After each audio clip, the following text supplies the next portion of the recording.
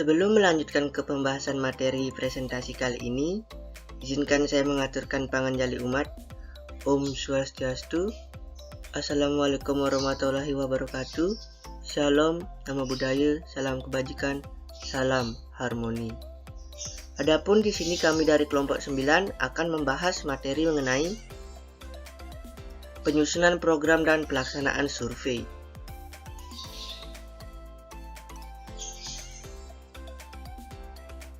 Nah, adapun di sini nama kelompok dari kelompok 9 yaitu yang pertama saya sendiri atas nama Ibu Candega Pratama dengan NIM 2011021005.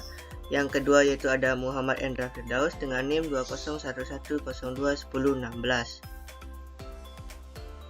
Baik, terima kasih atas waktunya. Di sini saya akan menjelaskan poin yang pertama, yaitu A. Penyusunan program pusat sumber belajar.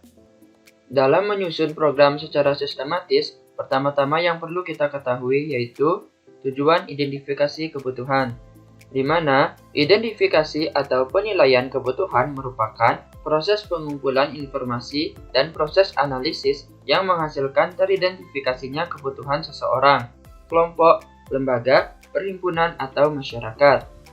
Kemudian, identifikasi kebutuhan bertujuan untuk mendapatkan data atau informasi tentang kebutuhan yang ingin dicapai dalam suatu perencanaan kegiatan. Kebutuhan adalah kesenjangan antara yang diinginkan dengan keadaan sekarang. Kemudian, yang kedua yaitu fungsi identifikasi kebutuhan, di mana semua perencanaan yang sistematis selalu diawali dengan identifikasi kebutuhan. Menentukan model tersebut dalam menyusun perencanaan suatu program, langkah-langkah sistematis yang perlu dilaksanakan adalah yang pertama, identifikasi kebutuhan atau masalah. Kemudian, yang kedua, menentukan syarat dan alternatif strategi pemecahan. Yang ketiga, memilih strategi pemecahan. Yang keempat, melaksanakan strategi pemecahan yang telah dipilih. Yang kelima, menentukan atau menilai efektivitas hasil pelaksanaan. Dan yang keenam, mengadakan perbaikan atau revisi jika diperlukan. Jadi, identifikasi kebutuhan berfungsi sebagai dasar berpijak untuk merencanakan kegiatan. Tanpa diketahui kebutuhan yang ingin dicapai, kita akan sulit merencanakan kegiatan. Jadi, identifikasi kebutuhan sangat penting dalam kegiatan penyusunan program kegiatan. Kemudian, yang ketiga yaitu cara melaksanakan identifikasi kebutuhan, yaitu yang pertama, membuat persiapan identifikasi kebutuhan. Yang kedua, membuat rancangan identifikasi kebutuhan. Yang ketiga, menentukan prioritas kebutuhan. Dan yang keempat, membuat laporan dan penggunaan hasil. Untuk presentasi selanjutnya akan dilanjutkan oleh teman saya, yaitu Ibu Candega Pratama. Nah, sebelum membahas lebih dalam mengenai survei, sebelumnya apa sih itu model survei? Survei merupakan suatu aktivitas atau kegiatan penelitian yang dilakukan untuk mendapatkan suatu kepastian informasi seperti jumlah orang, persepsi atau pesan-pesan tertentu, dengan cara mengambil sampel dari suatu populasi dan menggunakan kuesioner sebagai alat pengumpul data yang pokok. Nah, adapun 4 tujuan survei. Yang pertama, yaitu untuk mengetahui ketersediaan media atau sumber belajar baik di lingkungan sekolah maupun di lingkungan masyarakat. Tujuan yang kedua yaitu untuk mengetahui tingkat penggunaan media dalam suatu sekolah atau masyarakat. Yang ketiga yaitu untuk mengetahui kebiasaan penggunaan media suatu kelompok masyarakat atau siswa tertentu. Yang keempat yaitu untuk mengetahui tingkat kemampuan baca media atau media literatur kelompok masyarakat atau siswa tertentu, dan sebagainya.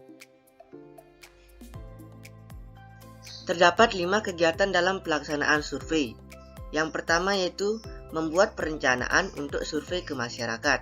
Yang kedua yaitu membuat instrumen survei. Yang ketiga yaitu mengumpulkan data. Yang keempat yaitu mengelola data. Dan yang kelima yaitu membuat laporan hasil observasi yang berisikan saran maupun masukan.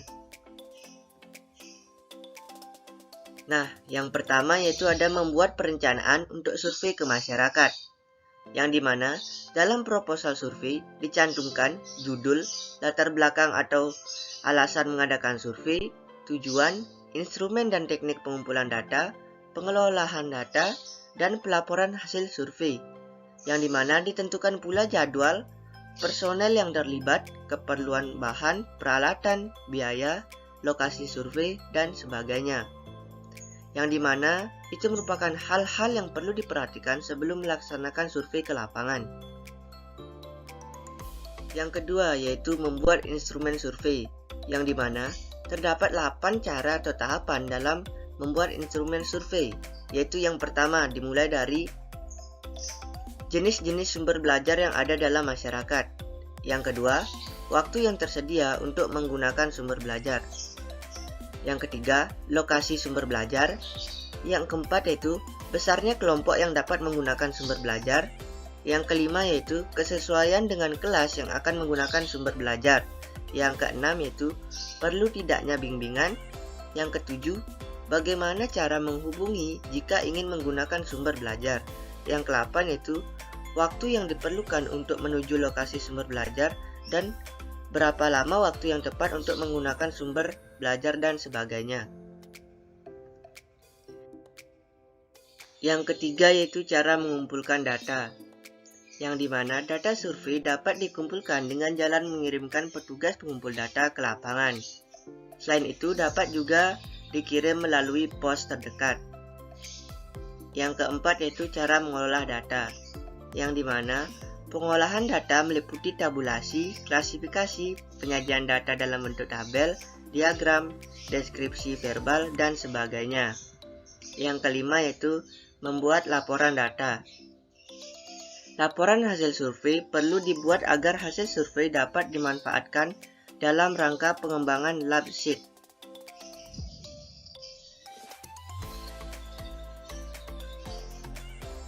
Baik, cukup sekian presentasi dari kelompok 9. Bila ada salah kata maupun pengucapan, mohon dimaafkan. Sekian dan terima kasih. Saya tutup dengan Paramasanti. Om Santi Santi Santi Om.